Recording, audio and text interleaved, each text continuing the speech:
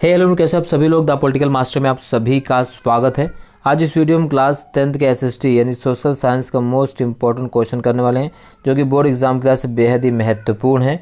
और ये वीडियो पूरी तरह से दोस्तों नए सिलेबस के ध्यान में रखकर तैयार की गई, सो प्लीज़ एंड तक ज़रूर देखिएगा, क्योंकि जो क्वेश्चन में शामिल किए गए वो सीधा सीबीएसई बोर्ड द्वारा और दिल्ली स्कूल गवर्नमेंट के द्वारा माध्यम से तैयार किए गए हैं। तो ये वीडियो बहुत ही इंपॉर्टेंट होने वाली, चाहे आप जिस मीडियम से हो, चाहे इंग्लिश मीडियम से हो या हिंदी माध्यम से हो, आप दोनों बच्चों के लिए, दोनों वर्ग के छात्रों के लिए वीडियो बहुत ही इंपॉर्टेंट। तो एंड तक जरूर देखिएगा। चैनल पर नए हैं और चैनल को अभी तक सब्सक्राइब नहीं किया तो चैनल को सब्सक्राइब करना बिल्कुल मत भूलिएगा। वीडियो पसंद और लाइक शेयर कमेंट जरूर कीजिए दोस्तों, ठीक है। तो चलिए पहला क्वेश्चन देखते हैं, जो हॉट क्वेश्चन है ग्रुप 2। तो किसने कहा था कि जब फ्रांस छींकता है तो पूरे यूरोप को सर्दी जुकाम हो जाता है? जी हाँ, आपको बताना है किसने कहा था कि जब फ्रांस छींकता है तो पूरे यूरोप को सर्दी जुकाम हो जाता है। मोस्ट इंपॉर्टेंट क्वेश्चन दोस्तों। इन तमाम क्वेश्चन का जो आंसर दोस्तों आपको पीडीएफ फॉर्म में हम प्रोवाइड कर देंगे। आप टेलीग्राम से हमें, जो अगर नहीं जुड़े हैं तो टेलीग्राम से हमें जुड़ जाइए। द पॉलिटिकल मास्टर हमारा टेलीग्राम के चैनल का नाम है। वहाँ पर आपको इसका कंप्लीट जो है पीडीएफ फॉर्म में आंसर मिल जाएंगे, ठीक है। नेक्स्ट क्वेश्चन है, फ्रेडरिक सरियो कौन थे? फ्रेडरिक सरियो कौन थे? बहुत ही इंपॉर्टेंट क्वेश्चन, मोस्ट इंपॉर्टेंट इसका क्वेश्चन मान लीजिए आप दोस्तों। थर्ड क्वेश्चन पूछा, महात्मा गांधी भारत कब वापस लौटे? तो महात्मा गांधी भारत कब वापस लौटे? नेक्स्ट क्वेश्चन है, असहयोग आंदोलन किस घटना के कारण वापस लिया गया? तो आप सभी को पता है कि चौरा चौरी हत्याकांड के बाद जो असहयोग आंदोलन वापस ले लिया गया था, ठीक है। 1922 में चौरा चौरी हत्याकांड जो हुआ था, गोरखपुर में स्थान है चौरा चौरी, वहाँ पर एक हत्याकांड के बाद महात्मा गांधी ने असहयोग आंदोलन को वापस ले लिया था, ठीक है। आपको कमेंट बॉक्स में बताना कि महात्मा गांधी भारत कब वापस लौटे थे। काजू की फसल के लिए कौन सी मृदा उपयुक्त है? जी हाँ, काजू की फसल के लिए कौन सी मृदा उपयुक्त है? नेक्स्ट है, पहला पृथ्वी सम्मेलन कब और कहाँ हुआ? तो पहला पृथ्वी सम्मेलन आपको पता कहाँ हुआ था? 1992 में ब्राज़ील की राजधानी ब्राज़ीलिया में, ठीक है, पहला पृथ्वी सम्मेलन हुआ था।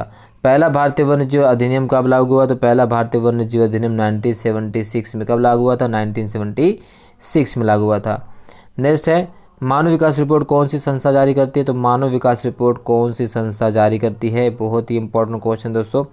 भारत में पहली बार मनरेगा कब लागू हुआ? जी हाँ, मनरेगा कब लागू? मनरेगा का फुल फॉर्म भी पूछा जा सकता है, ये भी आपको पता होना चाहिए, ठीक है।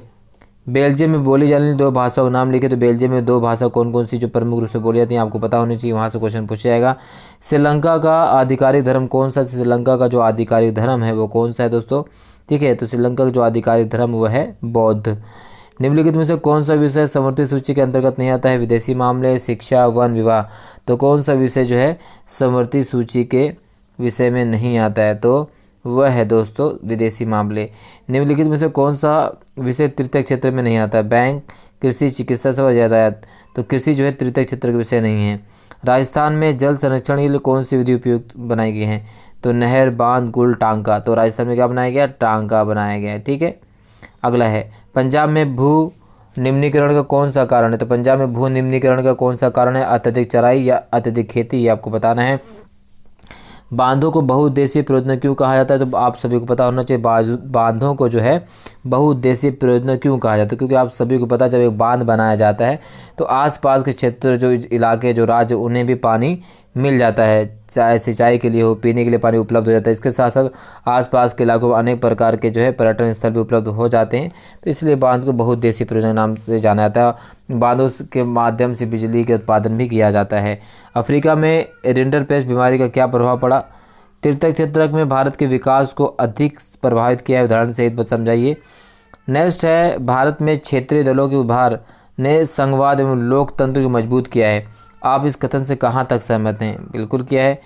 स्रोत आधारित प्रश्न दोस्तों यहाँ पर देख सकते हैं। जर्मनी में ट्यूबिंजन विश्वविद्यालय में अर्थशास्त्र के प्रोफेसर फ्रेडरिक लिस्ट ने 1834 में लिखा, जोल्वराइन का लक्ष्य जर्मन लोगों को आर्थिक रूप से में राष्ट्र में बांध देना है, ठीक है। इसको आपको अनुच्छेद को पढ़ना है और अनुच्छेद पढ़ के बाद इसका उत्तर देना है, ठीक है। सभी क्वेश्चन जो है दोस्तों पे जो है डिक्टो जो है सीबीएसई बोर्ड के जो पैटर्न उसी से मैच किए गए हुए हैं और इसी आधार पर आपसे क्वेश्चन पूछे जाएंगे और इसी में से अधिकतर क्वेश्चन आपसे आएंगे दोस्तों, ठीक है। सारी चीज़ आपको पढ़ने के बाद जो है आपको इसका उत्तर दे देना है, ठीक है। 4 क्वेश्चन 4 नंबर के हैं।